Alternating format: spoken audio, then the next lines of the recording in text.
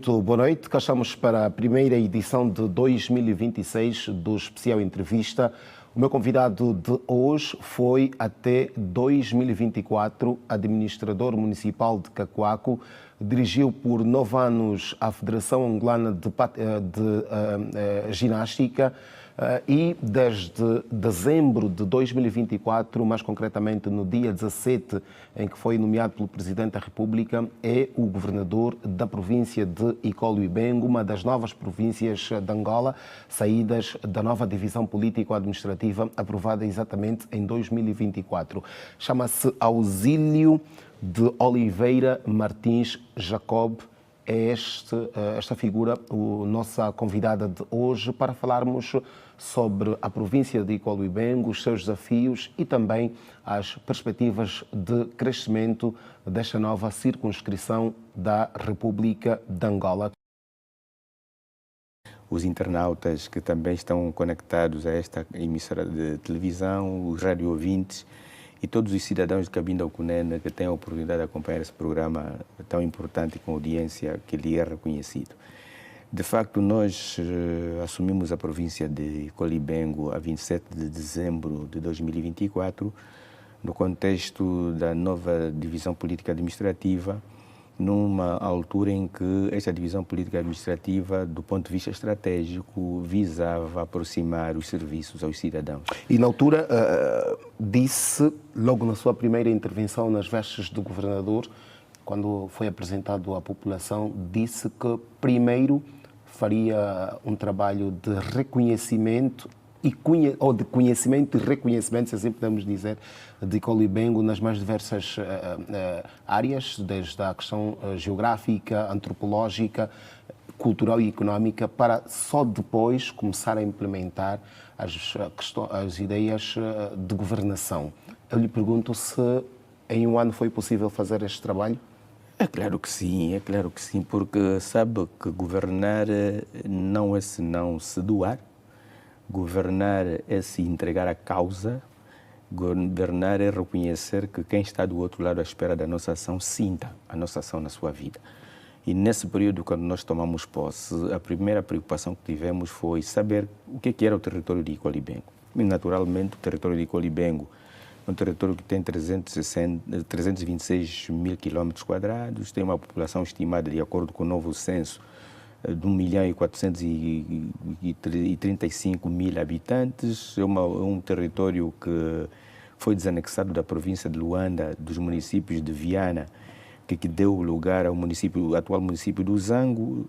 O município de Cacoaco foi-se buscar o município do Sequele. Hoje, Icolo-Ibengo, a sua capital é Catete, mas ontem Icolo-Ibengo era um município. E então esse município foi fragmentado em 3, tendo criado o Cabire e o município de Bom Jesus. Depois tivemos a fragmentação da Quissama, que era um município, tinha a comuna de Cabo Ledo, e hoje o Cabo Ledo passou a ser também município. E então ficou um total de 7 municípios para a província de Icolo-Ibengo, cuja capital é Catete, com 1.432.000 habitantes. Parte destes habitantes saem de Luanda? Naturalmente,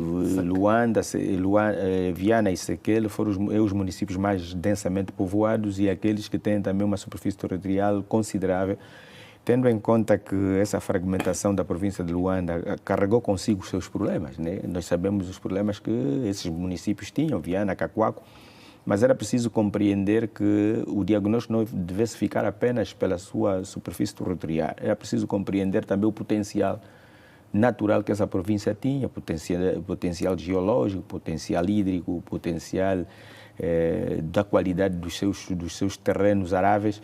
E quando nós conseguimos perceber que era uma província potencialmente agrícola, pesqueira, e que nós tínhamos plataforma continental e tínhamos mar na região de Cabo Ledo, precisávamos de identificar outro tipo de potencial que a província tinha. Então encontramos o potencial cultural, do ponto de vista da tradição oral, muito rica, a mixigenação de origens tribais que assentam sobre aquele território que muita gente não sabe.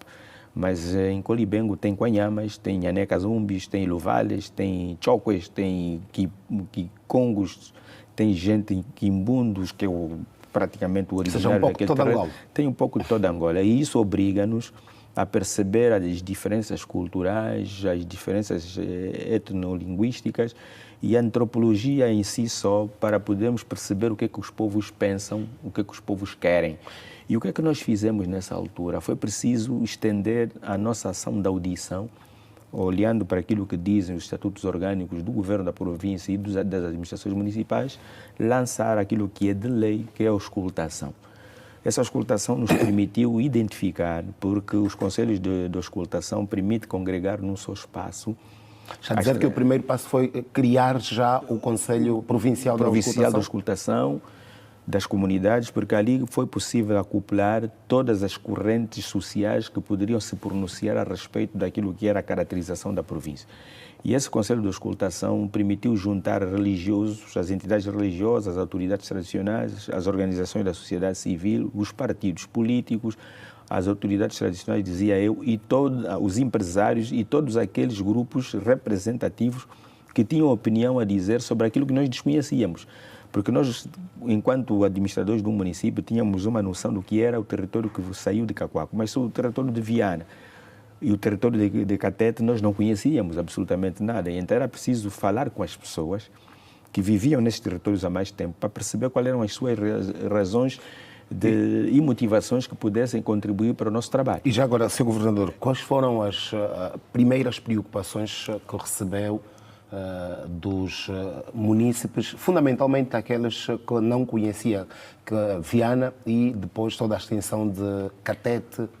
E nós nessas auscultações, que foi do melhor que nós tivemos, e foi uma atitude acertada, porque permitiu-nos fazer com que nós próprios nos compreendêssemos e compreendêssemos os cidadãos que viviam nesse território.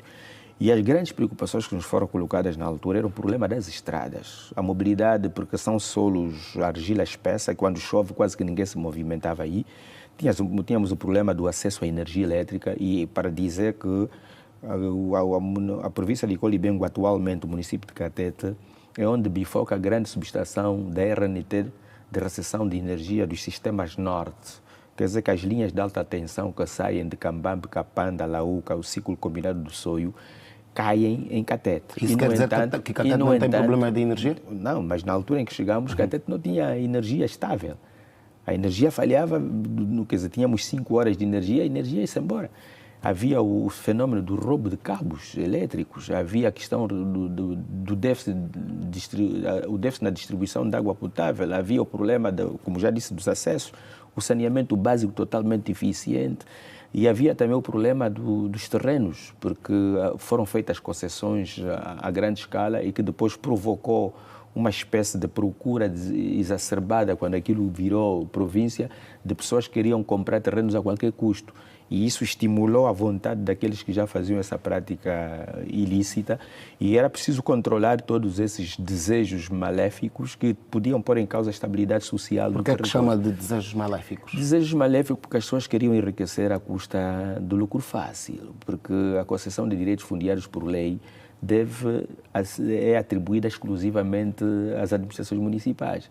Mas havia redes organizadas que entendiam que, por via da ocupação ilegal e venda ilegal de terrenos, poderiam... Mas são redes que o governador já encontrou instaladas, surgiram com não. O surgimento da província? Não, eram redes instaladas que já tinham alguns vícios, elas tinham até um subsistema engajado naquilo que era o desejo do enriquecimento ilícito, mas era preciso não chocar com elas, era preciso compreender, estudá-las, porque governar é um bocadinho de ciência, né? Nós não podemos falar de governar a pensar apenas naquilo que vemos, é preciso colocar o cérebro a funcionar para poder compreender o fenômeno e encontrar os caminhos que possam dar solução a esses problemas sem chocar com ninguém, sem criar perturbação social. Neste sentido, a pergunta que fazemos é se hoje a venda ilegal de terrenos está ultrapassada, os problemas estão ultrapassados. Sabe que depois de nós termos feito esse diagnóstico e entendermos os fenômenos, temos que tomar medidas, né? E as medidas que nós tomamos foram tão simples como isso.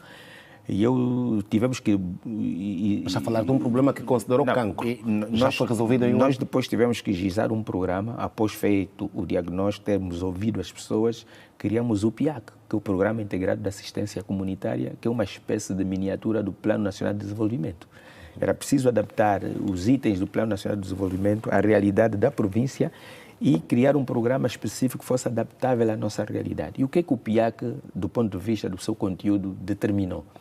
Era preciso dizer que precisávamos de ter a estrada amiga do condutor, porque nós tínhamos histórico de muitos acidentes, no trajeto que ia para Maria Teresa, no trajeto que ia para o Cabo Ledo, e então era preciso criar o projeto dentro do PIAC, Estrada Amiga do Condutor. E aí contamos com a participação ativa e com o apoio determinante do Ministério das Obras Públicas em definirmos os eixos principais que deviam ser reabilitados para ampliar a mobilidade. Nós sabíamos que tínhamos um potencial agrícola enorme, um potencial projeto está em curso, porque quem vai para Icolibengo, para Calumbo, tem curso. Para Quissama encontra uma série de curso. Mas voltando à questão dos terrenos de que falava, a pergunta, hoje já não, deixou de ser uma preocupação? Eu chego lá porque isto está ligado. As coisas estão interligadas, porque só se combate um mal quando nós criamos uma estrutura à volta de controlar esse mal. Bem, vamos lá, então. E era preciso nós termos acesso a esses terrenos porque os próprios invasores sentiam que ninguém tocava-os porque era difícil ir até onde eles estavam, né? Não havia estradas. E então era preciso primeiro definir a realização de obras que pudessem conectar todas as cidades do município, todos os municípios estivessem ligados por estradas asfaltadas, que era para facilitar a mobilidade da fiscalização. E é aí que, num concurso bem-vindo do Ministério das Obras Públicas, lançou-se a obra de asfaltagem da estrada que sai de Catete para Maria Teresa, na fronteira com o Kwanza Norte. Essa estrada está quase a terminar. Lançou-se também a estrada que sai de Catete, passa por Caxicane, Cabala, Muxima. Essa estrada também está em obra e está no nível de execução aceitável.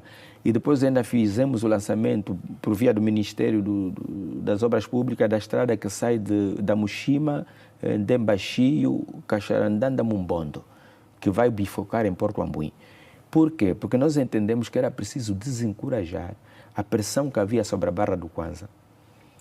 Pessoas que viessem do sul para irem para o aeroporto do Dr. Antônio Agostinho Neto teriam necessariamente, ou têm que necessariamente dar a volta a Luanda, passando pela Barra do Kwanza, entrando pelo Cabo Ledo, nosso território, mas depois deixavam de estar no nosso território, iam para a Barra do Kwanza, estavam no território de Luanda, e aí tinham que cortar coisa Luanda inteira para vir até ao aeroporto de Dr. Antônio Agostinho Neto. O que nós fizemos a pensar a longo prazo com o Ministério foi criar condições para reparar essa estrada. É uma estrada antiga que está numa zona de produção de citrinos. Que já funcionou no passado. Era uma estrada de terra e que ela não tinha utilização efetiva, mas, no entanto, naquele percurso que passa no interior do Parque Nacional da Quissama, tem um índice elevado de produção de citrinos, laranjas, tangerina, e esses produtos depois, por via da travessia no Rio Longa, iam para o Porto Ambuim, depois entravam pela Barra do Kwanza para serem vendidos no Mercado 30. Então nós tivemos que encorajar as pessoas a compreenderem que essa estrada iria trazer desenvolvimento. Depois também o Ministério, quando sentimos o nó deficitário de mobilidade para a entrada no Zango Zero, que é o tal problema do acesso aos zangos. Esta é de facto uma das preocupações que nós também temos. O Zango tem apenas uma entrada, não é? Pois, mas hoje já não está assim, porque a iniciativa do titular do Poder Executivo, quando se fez a conclusão das obras do aeroporto do Dr. Antônio Agostinho, era preciso criar mobilidade para acesso ao aeroporto. E uma das decisões que foi tomada e bem acertada foi fazer a A3, que é uma circular que passa por dentro, se nós fizermos uma saída pela 230, saída de Catete, viramos à esquerda e vamos parar no Zango 8000. Significa dizer que hoje, qualquer cidadão que quiser ir ao Zango, se não quiser perder tempo ali no nó, ele precisa de continuar a viagem em direção à estrada do 230. Terá de dar a volta. E depois vai dar a volta. Chega aí a 15 km de Catete, entra à direita, contorna o aeroporto e vai parar ao Zango 8000. Depois vai ao Zango 1, vai ao Zango 2, vai ao Zango 3, vai para onde quiser. Essa estrada já está feita. E ela tem duas faixas de rodagem, uma ascendente e outra descendente. Por quê? Porque isso permitiu descongestionar a pressão que havia naquele nó. No entanto, é preciso dizer que, ainda do ponto de vista das estradas, nós tínhamos ali uma dificuldade de que a estrada de acesso ao aeroporto era perturbada, ou é perturbada até hoje ainda, com o trânsito pesado por causa do Mercado do 30. E também com o trabalho conjunto com o Ministério do Urbanismo, estamos a asfaltar uma estrada que sai da Via Expresso até o Mercado do 30.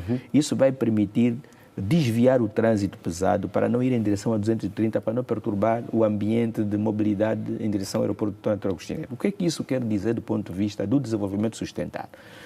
todos os cidadãos que faziam ocupação ilegal de terrenos na zona do aeroporto, porque sabe que para a construção do aeroporto foi preciso tomarem-se grandes medidas, porque era uma zona de invasão constante, ali na zona do Bom Jesus. E com a entrada em funcionamento do aeroporto ficou mais atrativa ainda a zona, não? Naturalmente, a cobiça aumentou. Mas se for para lá hoje, não tem invasor nenhum. Por quê? Porque quando nós tomamos a decisão, o titular do Poder Executivo recomendou que era preciso criar condições para proteger o aeroporto. Nós imediatamente criamos condições para que as pessoas que circulam naquele território, que fazem a mobilidade para o Zango, fizessem-no sem criar condições de estacionamento. Quer dizer, são estradas contínuas.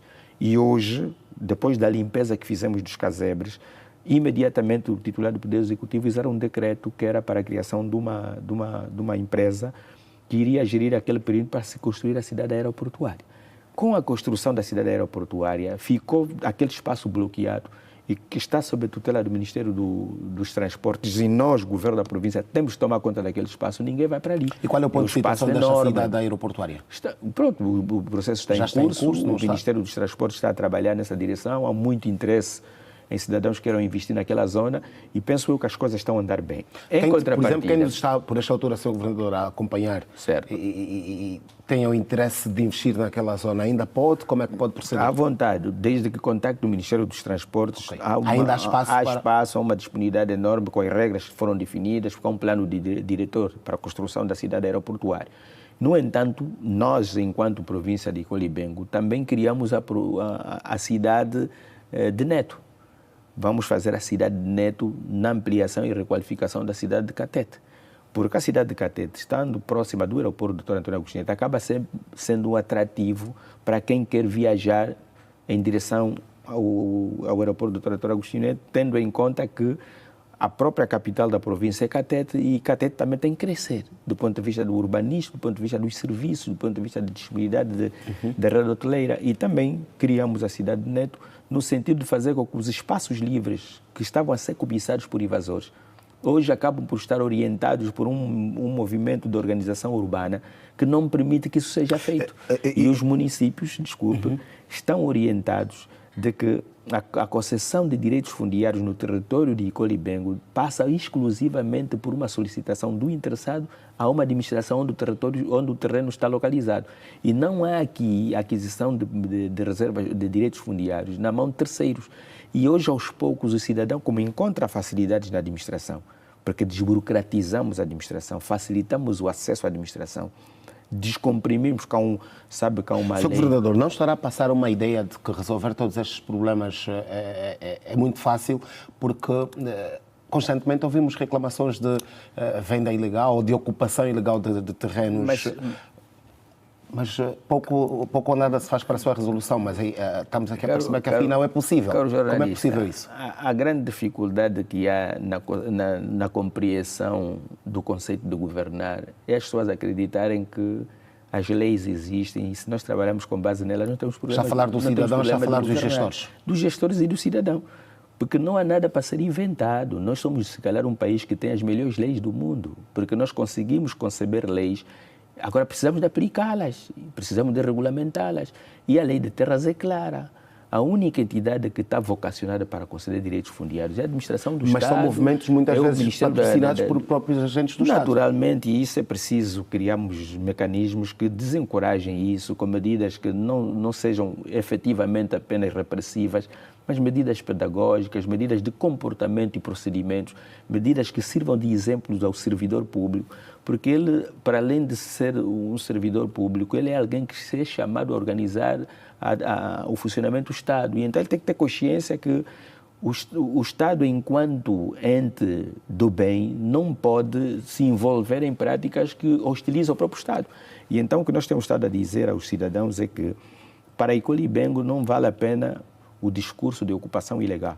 Não vale a pena o discurso de venda ilegal de terrenos, porque os procedimentos e os mecanismos que nós gizamos por si só desencorajam essa prática. E então, aqueles que insistem nesta prática, como é que o Governo tem estado a resolver? O que é que o Governo faz? Nós temos estado a ter muitos casos que estão a ser encaminhados para a PGR, para a IGAI, porque... Podemos falar em números neste primeiro ano? Quer dizer, neste primeiro ano houve muitos direitos fundiários que foram passados num contexto de agressão ao património público E depois nós, quando identificamos que os documentos não são válidos e não foram adquiridos com os procedimentos legais, encaminhamos para os órgãos. Os órgãos depois vão investigar e chegam sempre à razão de ser do ato praticado que fez existir esse direito que não foi conseguido no âmbito daquilo que a lei recomenda. Então dizia eu que essa intervenção nas vias de comunicação permitiu com que o próprio PIAC pudesse também gizar o programa Escola Amiga da Criança. Nós hoje temos um sistema de educação em Icolibengo que permitiu reestruturar e requalificar as escolas. Porque, meu caro jornalista, não é possível falar de qualidade de educação se nós não tivermos uma estrutura escolar apelativa. A escola deve ter carteiras, a escola deve ter quadros, a escola deve ter um pátio de jogo, a escola deve ter cozinha para confeccionar alimentação escolar, a escola tem que ter laboratórios, a escola tem que ter uma estrutura pedagógica funcional. Por quê? Porque nós, se quisermos ter qualidade do homem novo, temos que dar qualidade à escola. E nós, Icolibengo... Nós, Sr. Governador, deixa-me interrompê-lo e já vamos falar desta questão da educação, faz parte também aqui do nosso alinhamento, mas porque já falava da questão da requalificação e do próprio ordenamento do território, eu queria olhar aqui para um outro ordenamento, no caso o reordenamento do comércio, que sei que é também uma das preocupações e começou este processo ainda enquanto administrador de Cacoaco, mas leva também para a Icolibengo. Eu pergunto como é que está este processo na província de Icolibengo, porque todos os dias, e aliás agora mesmo em dezembro, nós, a Rede Girassol, lá estivemos por volta das 18, 19 horas e encontramos a entrada do Zango, no alimento, um autêntico mercado a céu publicidade. Naturalmente, e isso também foi por causa da febre da quadra festiva. As pessoas às vezes eufóricas porque querem adquirir o que não têm para poderem ter uma quadra festiva mais saudável. Mas a verdade que funcionou não só na quadra festiva. Não. Acabaram por extrapolar, porque assim, nós quando chegamos a Icolibengo, era preciso perceber bem tudo isso no âmbito do diagnóstico, como é que as pessoas se comportavam perante determinados fenómenos. E nós tínhamos identificado no Icolibengo, ali na zona da entrada do Zango, para quem vem do sul, à direita, antes de entrar para o Zango, tinha ali um mercado em frente a um supermercado, que a publicidade não me permite fazer nesse espaço. Mas nós tomamos algumas medidas. Se for para lá agora, não vai encontrar aquela desordem. O grande foco de que nós tínhamos de venda, depois havia no viaduto, no sentido que sai de Catete para Viana, no viaduto à direita, antes de subir o viaduto para virar ao Sequele, também havia ali um pequeno mercado. E depois temos no eixo central do Zango 1, Zango 2, ali onde tem acomodado aqueles cidadãos que deverão ser retirados quando terminarem as casas que estão a ser construídas para eles poderem serem transferidos. Também criou-se ali um mercado a céu aberto. Mas este fenômeno da venda desordenada em Icolibengo não é um fenômeno que nos preocupa, porque ele está sob controle. É evidente que tem havido algumas vezes alguma teimosia, é próprio das pessoas entenderem que só conseguem vender onde passa um carro. Mas nesse caso, o governador já falou só, por exemplo, da entrada, aí a entrada do Zango 0. Certo. Mas ao longo de todo o percurso do Zango 1, 2, 3, é também possível ver que a estrada aos poucos vai sendo ocupada para a venda ilegal. Que, como eu lhe dizia no princípio, os diagnósticos são feitos e as respostas são contínuas. Nós, para podermos mover aquele espaço que está a fazer referência na entrada do Zango 1, Zango 2, temos o programa de requalificar aquela estrada. Aquela estrada vai ser ampliada e eu há pouco tempo estava a lhe falar de um separador que tem casebres de pessoas que foram tiradas da ilha, lembra-se desse fenômeno, foram tiradas da ilha, foram tiradas de muitas zonas de Luanda e foram acomodadas ali no separador central. Esse processo de remoção desses cidadãos está em curso. Acabamos de fazer um diagnóstico, os números aumentaram exponencialmente, até pessoas que não tinham sido cadastradas, porque ouviram que está a haver casas a serem construídas, já estão a dizer que estão ali há muito tempo, mas nós temos o controle disso tudo. E este ano essas pessoas vão ser removidas daí. Então pronto. Está-se a construir duas zonas habitacionais, que o momento não me impõe dizer isso, porque isso depois estimula a caça e a procura, mas há 2 complexos habitacionais que estão a ser construídos para acomodar aquelas... Qual será a capacidade destes complexos? Estamos a falar de mais de 2.000 pessoas, 2.000 famílias. E depois temos ainda a questão de que algumas delas vão receber lotes de terra, essencialmente aquelas que não foram cadastradas para receber casa, mas todos eles já foram comunicados e sabem disso, para que o próprio Ministério do Urbanismo consiga ampliar aquele acesso ao Zango e resolver o problema da vala de drenagem. porque é isto que vai permitir devolver qualidade de vida, porque sabe que os zangos precisam de ter iluminação pública, precisam de ter novas estradas. Relativamente à requalificação dos zangos, por isso é que eu há pouco tempo estava a falar das escolas, porque eu queria fazer uma conexão entre a estrada, entre as valas de drenagem, a escola e o hospital. Porque há aqui uma conexão, porque não é possível falar de qualidade de ensino nem qualidade de serviço de saúde se não tivermos acesso a esses serviços. E então, quando eu dizia que o PIAC criou condições para gizar um programa onde define a escola como escola amiga da criança e define o hospital como amigo do paciente, porque essas infraestruturas que prestam serviço público, elas têm que funcionar de facto, não podem parecer. E no nosso contexto de governação, no âmbito do Programa Integrado de Assistência Comunitária, nós estamos a requalificar os hospitais, os postos de saúde, os centros de saúde, os centros materno-infantis. Estamos a requalificar os postos de saúde no sentido de dar qualidade do serviço prestado ao cidadão para que possamos retirar a pressão que há sobre as grandes unidades hospitalares. Hoje, em Colibengo, já não se transferem muitos doentes para os hospitais principais. Tem o Emílio de Carvalho. Não, nós, o Emílio de Carvalho e o Dom Alexandre e o Martins do Kifangoto, que está no Sequer, são hospitais terciários. E o Sistema Nacional de Saúde recomenda que as transferências para as grandes unidades só devem ser feitas se não houver capacidade nos hospitais de nível primário. E o que nós estamos a fazer é atacar os hospitais de nível primário. Por que eu vou levar alguém que tem paludismo para o hospital do Emílio de Carvalho? Por que eu tenho que levar alguém que tem paludismo para o Martins do Kifangoto? Quando eu tenho um posto de saúde no bairro, tenho um centro materno-infantil no bairro, esse centro materno-infantil tem que ter capacidade de dar resposta. Tem que ter o quê? Ele tem que ter ambulância, tem que ter laboratório, tem que ter reagentes no laboratório, tem que ter medicamentos, tem que ter médico, tem que ter enfermeiro, tem que ter energia elétrica. Está a falar de Cabide, estamos a falar de todos os municípios.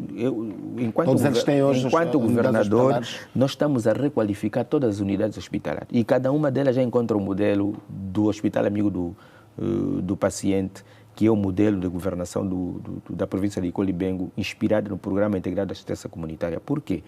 Porque nós, se quisermos dar qualidade de vida às pessoas, temos que permitir que as pessoas não tenham que se deslocar para ir buscar serviços fora do lugar onde vivem. Já agora, fora estas duas unidades de nível terciário, no caso Emílio de Carvalho e também Martins Kifangoto, com quantas unidades sanitárias nos mais diversos do primeiro e segundo nível a província conta?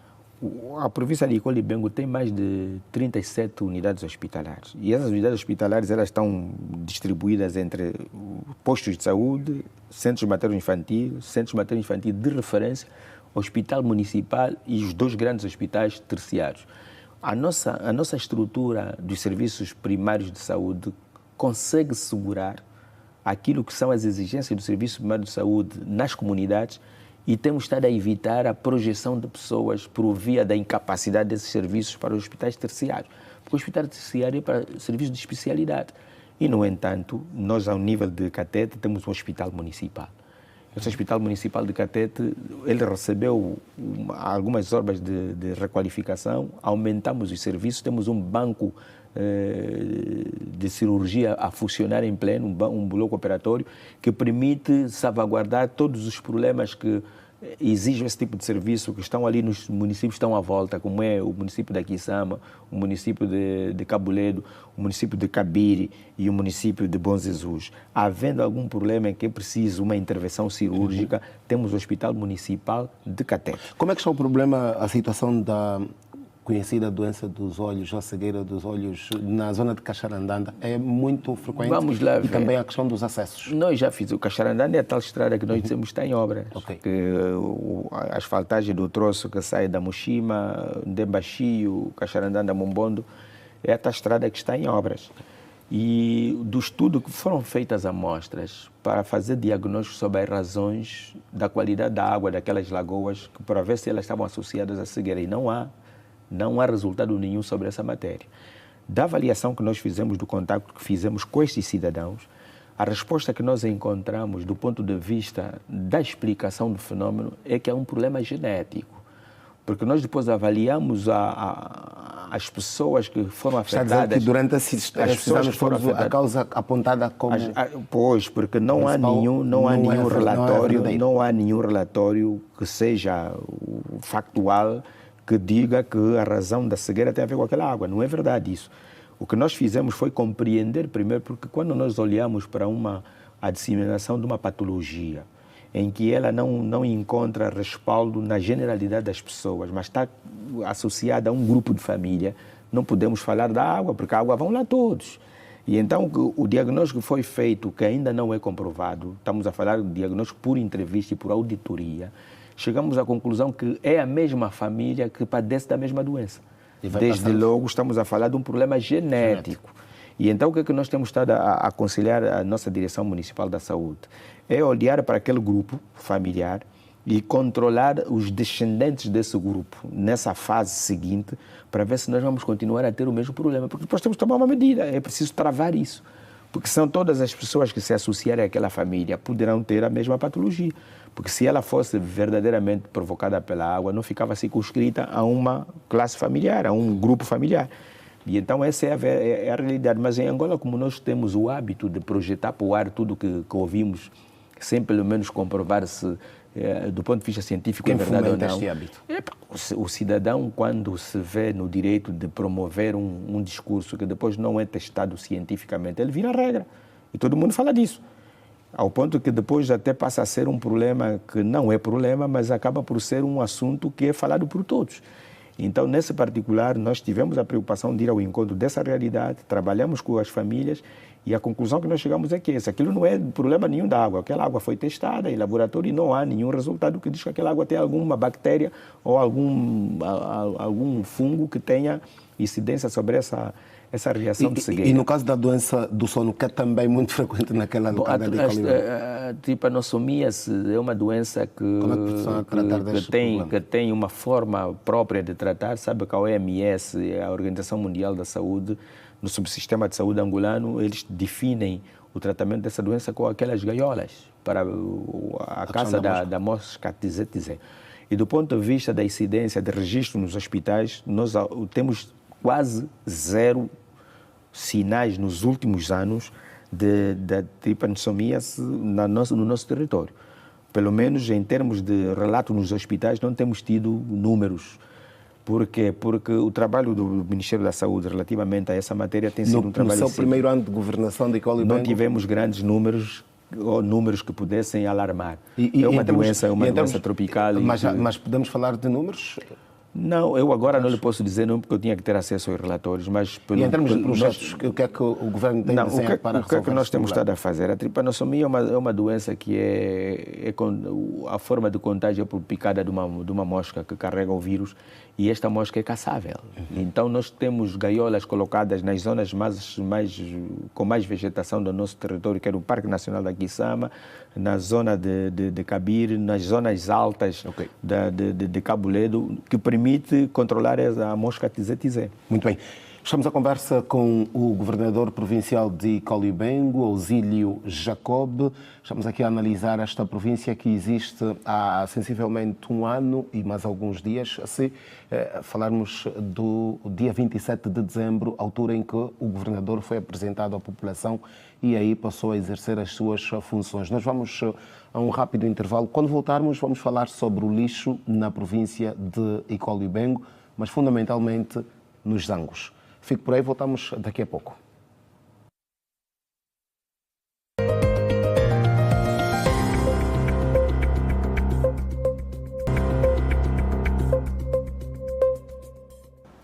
Muito bem, estamos de regresso para a segunda parte do especial entrevista. É nosso convidado hoje, Ausílio de Oliveira Martins Jacob, governador provincial de Icolibeng. É o primeiro governador desta província que nasceu da divisão da província de Luanda, isto no mês de dezembro de 2024. Foi apresentado publicamente no dia 27, onde prometeu trabalhar com todos. Nós, na primeira parte, Sr. Governador, falamos sobre a questão dos acessos e outras mais, a questão do reordenamento do comércio, por exemplo, e deixamos em aberto a questão do lixo, do saneamento básico num todo, mas do lixo em várias parcelas da província, fundamentalmente nos Zangos. Como é que pode explicar esta questão do lixo nos Zangos? Vamos lá ver. Ou nos Zangos. Certo. O processo de saneamento básico da província de Icolibeng, porque são municípios que hoje são da província de Icolibeng. E a empresa de saneamento básico que assumia esse papel era a Elisa. A Elisal, no decurso do ano 2025, o contrato de vigência que tinha com o governo da província de Luanda tinha chegado ao seu término. E ela, aos poucos, nos comunicando, foi descontinuando esses serviços. E nós, naturalmente, não tínhamos nenhuma empresa de limpeza para fazer gestão dos resíduos. Mesmo nessa altura, falamos com a Elisal e a Elisal deixou serviços mínimos. Mas a produção de lixo, principalmente os grandes aglomerados populacionais, como o Zango, o Sequel, ela é de níveis muito elevados. E, naturalmente, não havendo alguma empresa, nós, por via do PIAC, tivemos que constituir cooperativas de saneamento básico, a distribuição de motorizadas de 3 rodas, com os meios de limpeza, para que a primeira fase da limpeza, que é a varredura e a recolha do lixo, pudesse ser salvaguardadas por estas cooperativas. A província, neste momento, está a trabalhar com brigadas. Não tem uma empresa... Desde que eu continuo, né? Não tem uma empresa de saneamento básico. Pronto. E depois disso, o Presidente da República, por decreto presidencial, aprovou a contratação de uma empresa de saneamento básico para a província de Colibé, porque de lei, uma província nova precisava de ter uma entidade que assumisse esse papel. E os procedimentos de contratação levam o seu tempo. Nós tivemos que fazer o concurso, empresas concorreram, a empresa que ganhou foi-lhe anunciada a vitória, mas agora que saiu a proposta de orçamento de 2026, não refletiu o valor que constava desse decreto presidencial. Desde logo não é possível nós remetemos a proposta... Nós não estamos a falar de uma contratação de caráter urgente? Está bem, mas tinha que estar refletido no parcelar do governo da província o valor para pagar a empresa. E como é que a província se vai cozer? Nós estava no parcelar e estamos a trabalhar com o Ministério das Finanças no sentido de encontrar uma solução de contrapartidas ou de um reforço orçamental extraordinário para acomodar essa despesa que consta do direito presidencial. No entanto, fomos buscar outras empresas, incluindo a própria que ganhou o concurso, que se predispôs também a dar os seus meios para ajudar na situação específica dos Zangos, mas as cooperativas de limpeza nós estamos a dar resposta a isso. Hoje o Zango já não está como estava. Qual Zango?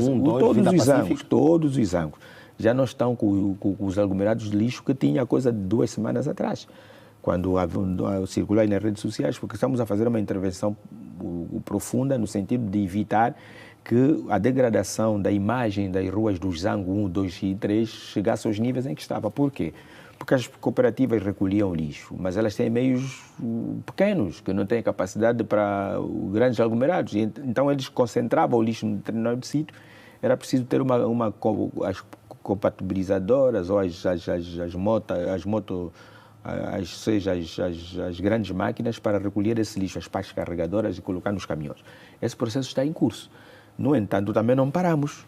Vamos remeter o processo do concurso público ao Tribunal de Contas, logo que possamos ter refletido no parcelar o valor correspondente ao decreto. E este logo está para quando? Nós estamos a trabalhar nessa direção. Mesmo hoje ainda tivemos contatos com a senhora Ministra das Finanças sobre a matéria e nos aconselhou o que é que nós temos que fazer. Estamos agora a trabalhar nas contrapartidas internas para acomodar essa despesa do nosso parcelar para podermos levar o processo para o Tribunal de Contas. Mas a questão é, Sr. Governador, para o cidadão, para o munícipe de Icólia-Bengo, que mensagem, o que é que se pode dizer? Ele vai ter de esperar mais quanto tempo para ver esse problema resolvido? Isso que eu estou a dizer, os munícipes sabem, porque nós estamos a fazer uma governação de proximidade, nós estamos a fazer uma governação que comunica permanentemente.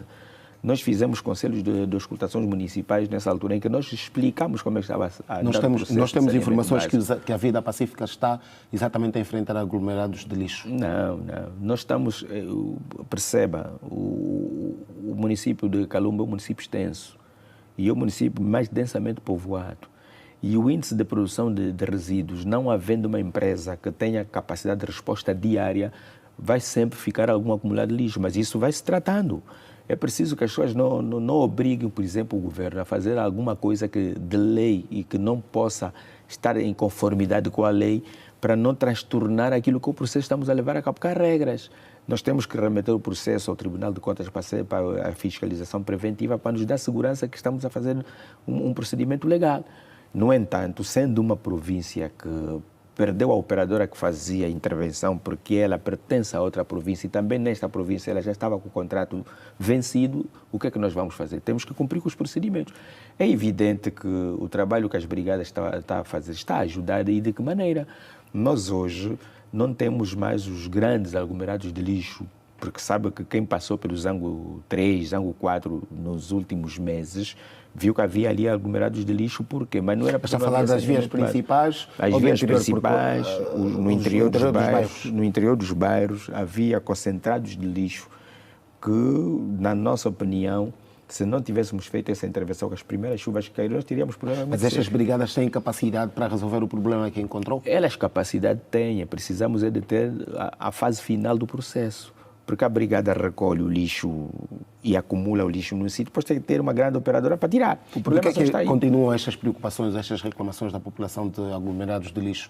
Nós recebemos... Meu caro jornalista, nós, e repito, quando nós estamos a levar a cabo um processo legal, não podemos violar porque o povo está... Nós temos que cumprir com os procedimentos. Porque depois, se nós violarmos os princípios, quem é que paga depois se nós mobilizamos alguém para recolher esse lixo?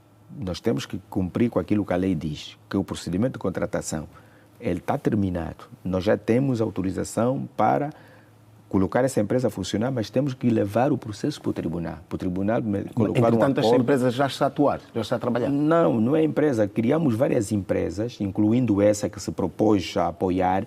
Não é um trabalho de contratação. Mas qual é o apoio que esta empresa que ganhou o concurso está a prestar? Meios técnicos. Está a apoiar com caminhões, entregou os seus caminhões para nós podermos utilizar os caminhões só para não termos o lixo concentrado no sítio onde ele está. É como que um trabalho voluntário? Não é trabalho voluntário, não é trabalho voluntário. Algumas empresas que, ao exemplo desta mesmo, elas, sensibilizadas pela situação que existe no território, elas se propuseram a apoiar. Isto é factual. Há empresas que sentem o que o jornalista está a sentir. Vendo aquela situação que está aí, tendo meios pesados, fazendo parte da província, por que não colocar os seus meios à disposição? Isso não impede dela continuar o processo de contratação que está em curso. Porque ela está a dar meios, ela não está a realizar o trabalho como se tivesse ganho o concurso, porque ela tem que assinar o contrato. Este trabalho, Sr. Governador, se estende também para a questão dos esgotos? Não, nós temos um projeto de trabalhar no sistema de drenagem da nossa província que precisamos de esperar, porque eu vou lhe dizer, nós, o ano 2025, não trabalhamos com orçamento. É um orçamento feito pela província de Luanda. O que é que nós fizemos? Tivemos que escrever no orçamento de 2026 todas as necessidades que nós tínhamos de intervenção profunda no nosso território. Isso está feito. No caso, o orçamento da província de Luanda para a parte que era de Viana, os Zangos, e a parte que era de Cacoco, Saquel.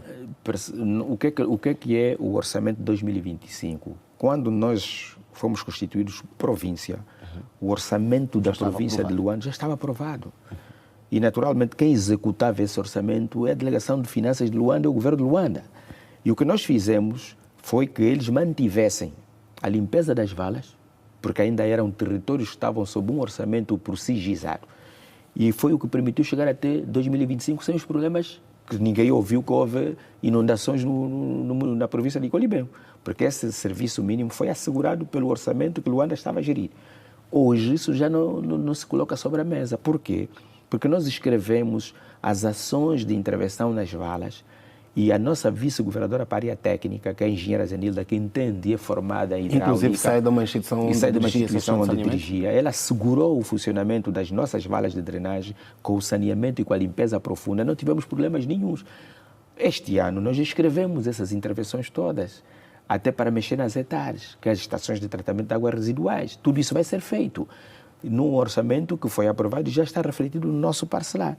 Agora, o que nós temos que fazer é, começa o ano econômico, a execução do orçamento, vamos começar a fazer o trabalho de mobilização para a nomeação das comissões de contratação, para que possamos contratar serviços de intervenção nas valas de drenagem, serviços de intervenção no saneamento básico, serviços de intervenção em outras áreas para garantir que a nossa província esteja... Estes problemas têm os dias contados? Eu nem considero isso problemas, porque são coisas que nós conhecemos. Mas é uma preocupação do cidadão. Não, mas a preocupação, caríssimos jornalistas... Porque, por exemplo, as próprias valas depois ficam com aglomerados de lixo, que pode ser também um perigo, não só para a saúde, a preocupação não deve ser do cidadão. A preocupação é nossa. O cidadão tem que ter disciplina de que na vala de drenagem não é para colocar lixo. Essa coisa que nós temos de querer transferir a responsabilidade sempre ao servidor público e retirar a responsabilidade do cidadão, estamos a formar um estado de opinião negativo, porque o cidadão tem que compreender que ele participa nessa ação de saneamento básico que depois afeta a sua própria saúde. Não é normal.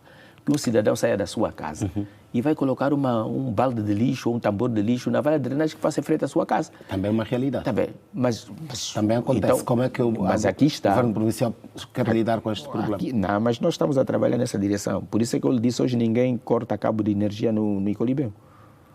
Por quê? Porque nós, no âmbito do PIAC, com as brigadas de construção civil que nós criamos, o próprio cidadão do bairro é mobilizado para fazer parte da cooperativa que intervém nesse serviço. Sr. Governador, vamos fechar o capítulo do lixo. Ele ali ganha o sentimento de proteger o bem que ele ontem danificava, porque é ele que está... Muito bem, fechando este capítulo do lixo, para onde vai o lixo recolhido na província de Icolibengo? Como sabe, nós na nossa província, a província de Icolibengo, como eu dizia, ela foi fragmentada da província de Luanda e o ponto de convergência do lixo deste território ainda é o aterro sanitário dos Mulevos. Ainda vai para os Mulevos. Mas nós, com o Ministério do Ambiente, há estudos já concluídos e pensamos nós que está refletido no orçamento deste ano, porque o Ministério do Ambiente fez questão de transferir essa responsabilidade, a visão sobre essa matéria a nós, e nós definimos o local onde queremos fazer um aterro. Mas nós não queremos fazer um aterro tradicional. Nós queremos fazer uma usina de reciclagem de lixo. Temos que evoluir para uma usina. Não se consegue manter um ambiente salutar, nem atmosférico, nem de pureza dos lençóis freados, se continuamos a ter o modelo do aterro sanitário dos Mulevos. Que aquilo ali já não é um modelo clássico de tratar os resíduos. E então nós estamos a falar em criação de um modelo de construção de usinas de transformação e reciclagem do lixo para que nós possamos tratar o vidro, tratar o ferro, tratar o papel e tratar o lixo orgânico para ele ser injetado novamente à economia e produzir, se calhar, combustível, produzir gás, produzir uma série de matérias-primas que possam depois servir à indústria. Muito bem. Sr. Governador, Zango Zero, Vida Pacífica, se depara com a falta de água. Há informações que dão conta que a água chega apenas até ao resto do chão, no caso ao primeiro andar, e quem vive no terceiro, quarto, segundo andar não tem acesso à água. Bom, isso tem algum que é de verdade? Bom, eu queria pedir-vos que não transformássemos o Icolibengo nos Zangos. Porque o Icolibengo não mas é verdade, eu vou lá chegar. O Icolibengo não é só os Zangos. Os Zangos o município do Calumbo é uma parte da província de Icolibengo. Desde logo é preciso que quando nós estamos a apresentar a província, não nos foquemos que já falamos do Zango Vala, já falamos do Zango Lixo, já falamos do Zango Hospital, temos que falar da província de Icolibengo. É isso que nos trouxe. Exatamente, aqui. Para fecharmos então os Zangos, gostávamos que respondesse. É isso que nos trouxe aqui. E então o que é que eu queria dizer? O problema da água na província de Icolibengo é um problema que já esteve pior. Porque, como sabe, a província de Icolibengo, os seus municípios eram municípios, alguns do nível C, do nível D, e alguns até eram comunas.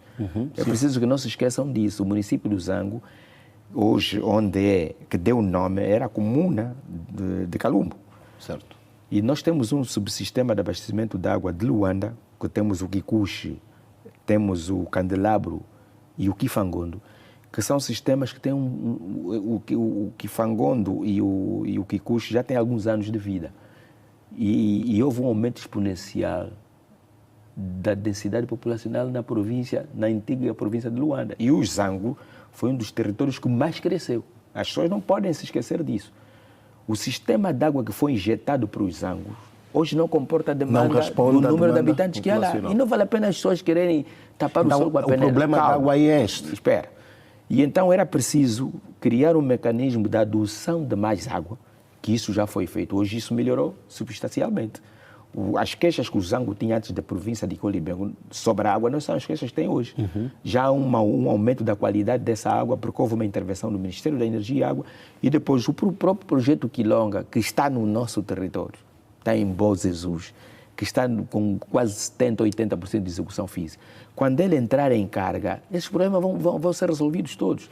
O problema é que nós fizemos crescimento e fizemos densidade populacional e número de habitantes, não levamos em consideração a componente técnica dos serviços que as pessoas iam precisar. Sr. Governador, estamos a falar de uma província que tem também potencial agrícola.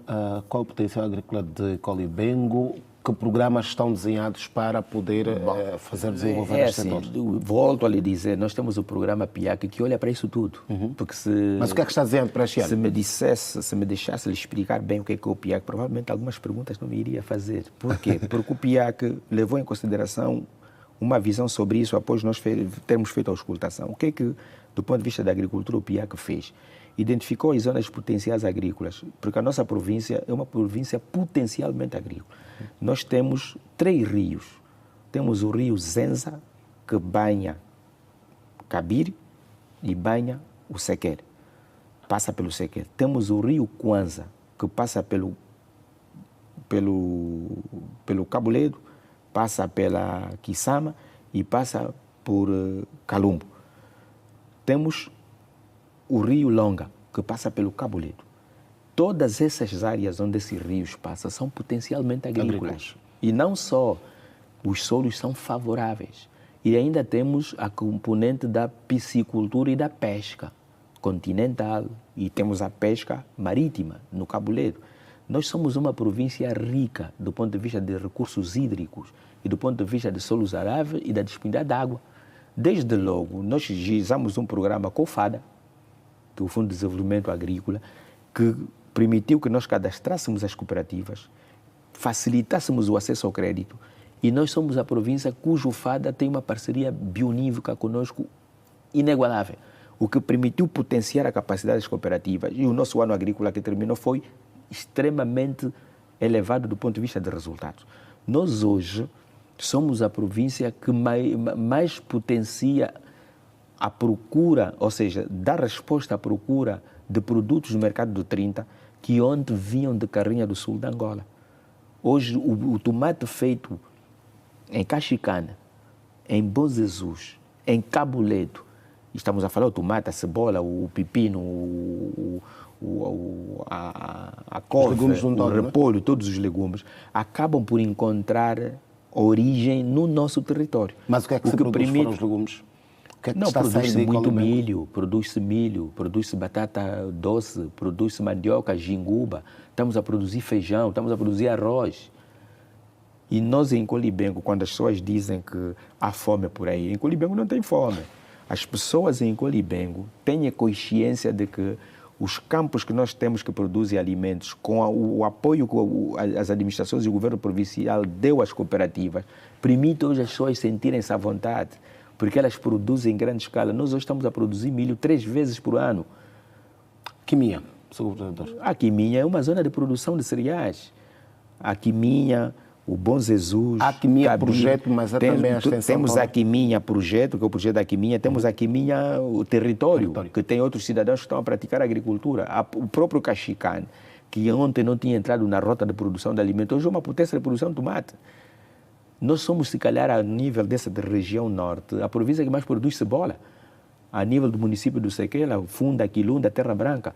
Por quê? Porque nós conseguimos dotar os nossos agricultores com incentivos para o aumento da produção, desde fertilizantes, desde tratores, desde alfaia, desde adubos, que hoje os nossos cidadãos criaram o hábito de fazer produção para encontrar as soluções alimentares que precisavam. Por isso é que nós temos um sistema de empoderamento dos cidadãos que não têm acesso aos alimentos por via da cozinha comunitária.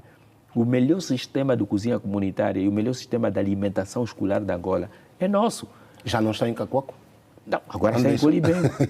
Agora está em Colibengo por quê? Porque a experiência que nós tínhamos no Sequele, enquanto território de Cacoaco, foi transportada para os territórios que hoje são a província de Colibengo. Nós hoje não temos abandono escolar, porque as nossas cozinhas de alimentação escolar funcionam em pleno no âmbito da cadeia alimentar. A cadeia alimentar é o quê? Hoje há um decreto presidencial, ou seja, o Conselho de Ministros aprovou um programa, que é o Programa de Alimentação Escolar, que não é para fazer alimentos que não sejam pratos quentes. porque hoje é alimentação escolar, não é merenda escolar. E nós, a província de Icolibengo, somos a província que temos os municípios que foram afetados por esse programa, mas a funcionar em pleno. O campo de Icolibengo é que está a abastecer. Naturalmente, nós criamos uma cadeia alimentar, fortificamos as cooperativas, demos-lhes capacidade econômica por via do financiamento do FADA, criamos o sistema de produção integrado através das famílias criando cooperativas, e a produção que essas cooperativas fazem é absorvida pelo sistema de alimentação escolar e das cozinhas comunitárias. Desde logo, o que nós estamos a fazer agora, a zona sabe que Icolibengo agora, nós estamos a convidar os cidadãos para industrializar, quer dizer, criar pequena indústria de transformação de produtos do campo, porque nós temos excedentes. Mas em Icolibengo temos a zona econômica especial, a zona econômica especial, que é uma zona de eleição, onde temos um modelo de transformação de produtos, não só do campo, como outro tipo de produtos, que ela cresce todos os dias. Porque, para a vossa informação, o Icolibengo tem a zona econômica especial, o Icolibengo tem a zona turística do Cabo Ledo, o Icolibengo tem o Parque Nacional da Quissama, o Icolibengo tem a reforma que está a ser feita profunda da Basílica da Mushima, em que nós estamos a fazer uma nova cidade. O Presidente da República, sob sua iniciativa, definiu a requalificação da Vila da Mushima, e quem vai a Mushima hoje é capaz de não acreditar do que lá está a ser feito. Estão a ser feitas habitações novas, está a se requalificar toda a vila, está-se a construir a Basílica. Quer dizer que nós, do ponto de vista turístico-religioso, nós vamos estar ao nível de Fátima, ao nível de outras realidades do mundo, onde as pessoas saem de outras partes do mundo para ir procurar o turismo religioso. A província de Icolibengo tem só na sua estrutura uma série de pontos turísticos, como, por exemplo, o Mirador do Engue, que são atrativos, a Lagoa da Quilunda, a Barragem da Quiminha. Tudo isso são fatores que agregam valor na circulação da economia, no interesse que as pessoas têm. E depois temos o grande aeroporto. Quem é que hoje chega a Angola, vindo de qualquer parte do mundo, que não para em Icolibengo? Não tem como, porque Icolibengo está o grande aeroporto. Quem é que sai de qualquer parte do nosso país, que quer viajar para o exterior do país, tem que ir para onde? Tem que ir para Icolibengo. Desde logo estamos a falar que Icolibengo é uma potência econômica que está aqui, e a divisão política administrativa acabou por devolver aquelas populações na terra de Agostinho Neto. E, aliás, é preciso nós esquecermos, quando sempre que tivermos que falar de Icolibengo, temos que falar do fundador da nação. E hoje vais a Icolibengo e vais encontrar um busto de Agostinho Neto, com os seus poemas estampados em pedras de mármore, coisa que não existia, e é um atrativo turístico de grande dimensão. Nós hoje estamos a receber visita até de pessoas estrangeiras que querem conhecer a obra do poeta maior, Dr. Antônio Agostinho. Isso está em Icolibengo. Muito bem, Sr. Governador. Com tudo que disse, estamos diante de uma província que é das mais ricas em termos de potencialidades.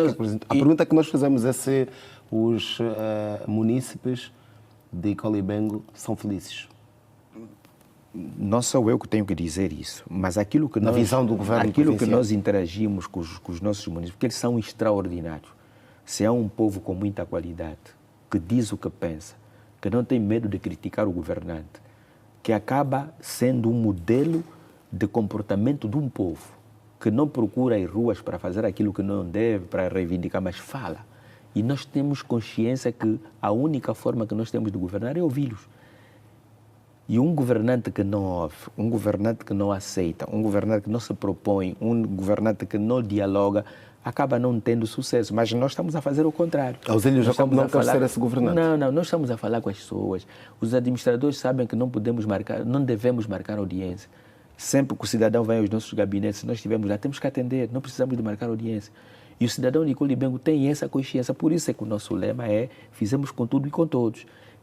Sabe que se lembra, porque disse-me uma coisa quando eu tomei posse e acho que não disse a outra, e eu gosto muito de falar sobre esse assunto. Quando eu dizia que governávamos também com a presença dos animais, não era porque nós não tínhamos consciência do que estávamos a falar. O que é que quis dizer, é verdade? O que é que quis dizer com esta frase? A nossa província, é preciso que as pessoas não se esqueçam, nós temos sob nosso controle um parque.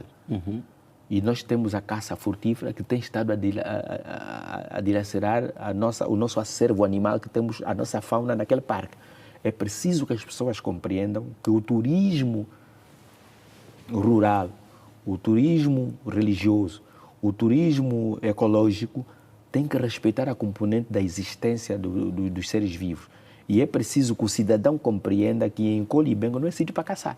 Quando estava a falar em governar com os animais, era protegê-los? É Protegê-los imediatamente, porque eles também são um atrativo turístico. As pessoas vêm para o Colibengo à procura do Parque Nacional da Guiçama para ter acesso a a um parque que é muitas vezes invadido. Como é que vocês estão a lidar com esse problema todo? O Ministério do Ambiente, de facto, tem estado a ter uma qualidade na resposta, porque tem estado a admitir novos Não só fiscais. para caça, mas até para moradias. Não, mas no Parque Nacional da Guiçama ninguém vai A gente a querer morar aí. Há muita gente que quer viver no Parque Nacional da Guiçama, mas ninguém vai viver no Parque Nacional da Guiçama, porque hoje nós já fizemos uma organização urbana, uma organização do nosso território que permite definir onde é que as pessoas devem morar. Nós hoje, qualquer cidadão que queira ir ao Colibengo ter um terreno, o governo não vai procurar terreno nem as administrações, porque já está definido quais são as zonas para colocar residências, quais são as zonas para construir hotéis, quais são as zonas para praticar a agricultura, quais são as zonas para praticar a pesca, quais são as zonas para explorar inertes. Toda a estrutura de organização do uso dos solos em Colibengo está feita. E a esse momento estamos a evoluir para o plano diretor numa perspectiva de realização conjunta com o Ministério do Urbanismo. Já temos o primeiro draft do plano diretor do município de Catete, do município de Cabir, o município da Guiçama, porque este já está a ser feito no âmbito da entidade que está a construir a Basílica e da requalificação da vila. Quer dizer que nós estamos a evoluir para um fenômeno de governação moderna, em que nós não vamos ter bairros e casebres e bairros rústicos que não tenham possibilidade das pessoas terem acesso à água, ter a estrada, ter acesso à luz. Isso não vai existir. A fotografia da Muxima, a partir deste ano, meados deste ano, vai ser outra. Eu até quando falo da Muxima, porque eu ainda estive lá, estou lá sempre, mas estive agora com a visita do Presidente da República. Meados de dezembro, não é? Meados de dezembro. E qualquer pessoa que foi ali, jornalistas e outras entidades que foram à Muxima, foi de tirar o chapéu que se viu aí. As pessoas não acreditavam no projeto que estava a ser implementado aí. Hoje, até os cidadãos fizeram resistência para serem deslocados de um local para o outro. Hoje estão motivados a continuar ali. Hoje a Muxima começa a ser um atrativo turístico. Aquela marginal ao longo do rio que foi alargada, foi bem limpa, está ali um espaço que atrai o investidor para colocar ali edifícios que possam valorizar quando as pessoas tiverem que ir a Muxima para fazer a sua peregrinação ou participarem nas homilias da Igreja Católica. O que significa dizer que nós hoje, a nível de Colibengo, temos um espaço atrativo do ponto de vista turístico, temos um ponto atrativo do ponto de vista desportivo, temos um ponto atrativo do ponto de vista agrícola, do ponto de vista da pesca, do ponto de vista até da criação de peixe em cativeiro, por via da piscicultura. E ainda temos um outro atrativo que as pessoas não podem deixar de referenciar. É o nosso aeroporto, Dr. António Agostinho. Sr. Governador, em 30 segundos, se tanto um minuto, que Colibengo teremos daqui a um ano? Bom, eu digo sempre aos cidadãos, e Colibengo daqui a um ano, quando nós executamos o orçamento e terminamos as obras, porque nós estamos a inaugurar todas as semanas, todos os meses, estamos a inaugurar novas escolas, novos hospitais. Ainda a próxima semana vamos inaugurar 2 escolas no Sequel, uma no Maie e uma no Maiombe. Inauguramos há poucos dias 2 institutos médios técnicos, um na Guiçama e um em Cabir. Quer dizer que nós estamos a elevar o nível de literacia dos cidadãos, porque nós estamos a assumir as bolsas de estudo dos cidadãos. Sabe que nós temos 800 jovens que são bolseiros do governo da província de Colibengo, no sentido de compensar a ausência de universidade pública. E as universidades privadas que nós temos na nossa província, nós estamos a colocar lá os jovens, porque não é possível falar de desenvolvimento se nós não formarmos os jovens. Neste caso, que província teremos? Uma província que promete, uma província atrativa, o destino de todos. Esse será o Colibengo. E quer deixar uma mensagem ao seu cidadão? O meu cidadão, que eu adoro, que eu gosto muito, que eu amo, e que juntos temos estado a trilhar o caminho do desenvolvimento da província. Eles sabem que contam conosco e nós contamos com eles. E os membros do governo da província de Colibengo, os administradores municipais e todas as entidades políticas da província, sejam elas dos partidos com assento parlamentar ou associações da sociedade civil, todas elas fazem parte, as autoridades tradicionais, as entidades religiosas que nos aconselham todos os dias, todas elas fazem parte do modelo de governação e em conjunto vamos chegar lá. Por isso é que fizemos com tudo e com todos. Bem, Sr. Governador, muito obrigado por ter acedido ao nosso convite. Obrigado. E parabéns pelo primeiro aniversário da província de Colibengo. Obrigado e bom trabalho. como acompanhou, foi o nosso primeiro convidado deste ano de 2026, Ausílio de Oliveira Martins Jacob, governador da província de Colibengo. Estamos juntos toda a quinta-feira, voltamos na próxima semana com outro convidado para falarmos sobre um outro assunto. Muito obrigado a você que nos acompanhou tanto pela Girassol FM, pela TV Girassol, bem como também pelas nossas plataformas digitais. Como disse, voltamos na próxima quinta-feira. Muito boa noite, bom descanso.